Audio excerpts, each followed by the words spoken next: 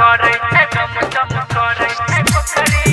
चमकै छै धारका सब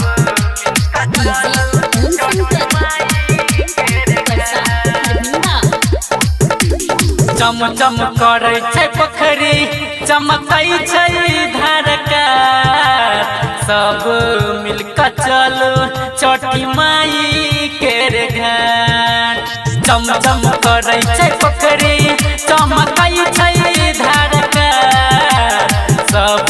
मिलकर चलो छठी माई केर घाट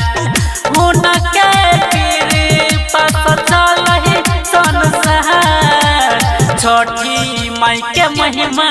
छै सबसे अपार जे कियो मांगे छै सब होइ छै हो सके चम चम करे छै पोखरी चमकै छै धारका सब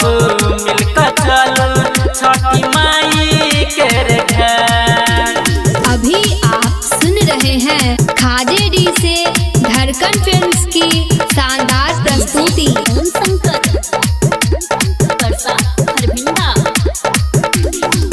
दहुरा सजा कह चलू घाट हाली हाली फोड़बै भट्टा कहा बम और फूल झाड़ी हाँ दहुरा सजा कह चलू घाट हाली हाली फोड़बै भट्टा कहा बम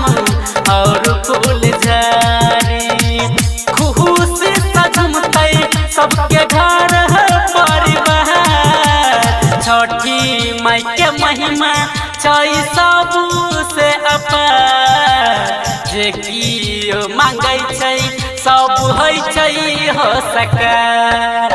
चम चम करे छै पोखरी चमकै छै धारका सब मिलकर चलू छठी माई